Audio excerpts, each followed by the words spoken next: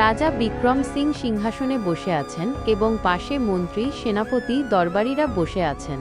রাজা খুব চিন্তিত আছেন। এত ধন সম্পদ, এত সেনা, তবুও মনে শান্তি নেই।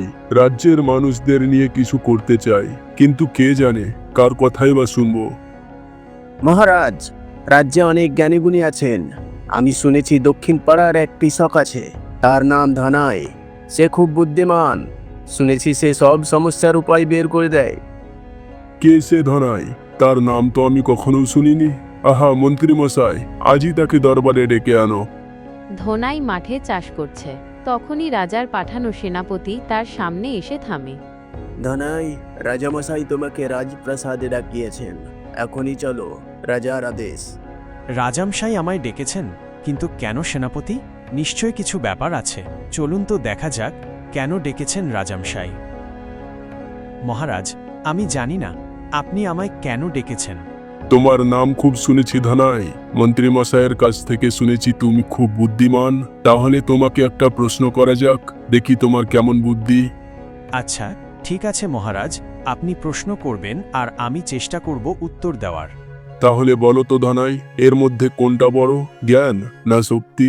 মহারাজ, শক্তি থাকলে আপনি দরজা ভাঙতে পারবেন, কিন্তু জ্ঞান থাকলে সেই দরজা না ভেঙে তার চাবি দিয়ে খুলবেন।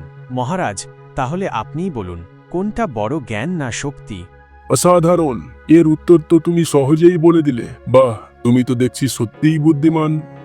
রাজা ও মন্ত্রী ধনাই এর বুদ্ধি পরীক্ষা করার জন্য আরও কঠিন প্রশ্নের চ্যালেঞ্জ করেন। মহারাজ, যদি আপনি অনুমতি দেন, তাহলে আমি ধনাইয়ের জন্য একটা প্রশ্ন করি। চমৎকার, তবে মনে রেখো প্রশ্ন যেন মজারও হয়। ধনাই, তুমি যদি সত্যিই বুদ্ধিমান হও, তবে এই প্রশ্নের উত্তর দাও। যে জিনিসটা যত নেবে তত বড় হবে, কিন্তু তার ওজন কোনোদিনও বাড়বে না, সেটা কি? এর উত্তর হবে মস্তিষ্ক। যত জ্ঞান নেবে তত বড় হবে, কিন্তু মস্তিষ্কের ওজন বাড়বে না, কমবেও না। অবিশ্বাস্য! এ তো দেখি চরম বুদ্ধির পরিচয়। তোমাকে আমার খুব পছন্দ হয়েছে ধনাই। আজ থেকে তুমি আমার রাজ্যের উপযুক্ত উপদেষ্টা। এক রাতে শত্রুরা রাজপ্রাসাদে হানা দেয়। রাজার সেনারা প্রস্তুত ছিল না। শত্রুদের মোকাবেলা করতে রাজা দিশেহারা। এই অবস্থায় কি করব বুঝতে পারছি না। মহারাজ, একটা পরিকল্পনা আছে। শত্রুরা যদি ভাবে আমাদের সেনা বেশি, তাহলে তারা ভয় পাবে। আমরা মাঠে 1000টা খালি মাটির হাঁড়ি রাখব, যেন মনে হয় সেনারা সেখানে লুকিয়ে আছে। ধনাই, তোমার তো দেখছি বুদ্ধি খুব দ্রুত।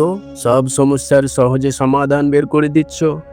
ধনাইয়ের কথাই রাতের বেলায় রাজপ্রাসাদের প্রাঙ্গণে মাটির হাঁড়ি রাখা হলো এবং শত্রুরা হাঁড়ি দেখে ভয় পায় ও পালিয়ে যায়। পরের দিন রাজসভায় ধনাইয়ের বুদ্ধির খুব প্রশংসা শুরু হয়। ধনাইয়ের বুদ্ধিতেই আমরা রক্ষা পেলাম। তুমি শুধু একজন কৃষক নও ধনাই, তুমি আমার রাজ্যের রত্ন। তোমার জন্য আজ আমি শত্রুদের হাত থেকে রক্ষা পেলাম।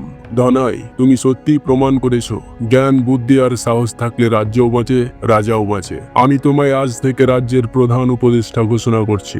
আজ থেকে তুমি সর্বদা আমার পাশে থাকবে। ধনাই, তোমার কি ইচ্ছা বলো, তুমি প্রকাশ করো, আমি তা পূরণ করার চেষ্টা করব। মহারাজ, আমি তো একজন সাধারণ কৃষক। এই সম্মান শুধু আমার নয়, রাজ্যের সকল কৃষকের। মহারাজ, আমার নিজের জন্য কিছু চাই না।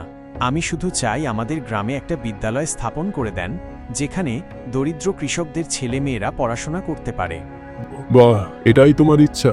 আজ থেকে তোমার গ্রামে একটি বিদ্যালয় স্থাপন হবে, যেখানে কৃষক পরিবারের সন্তানরা শিক্ষা পাবে। ধনাইয়ের ইচ্ছা মতো রাজা একটি বিদ্যালয় স্থাপন করে দিলেন, যেখানে কৃষকদের ছেলেমেয়েরা বিনামূল্যে পড়তে পারবে। বুদ্ধি হলো মানুষের আসল ধন। একে যত ব্যবহার করবে তত বাড়বে, কিন্তু লক্ষ্য রাখবেন, সৎ পথে বুদ্ধি ব্যবহার করবেন, অসৎ পথে নয়।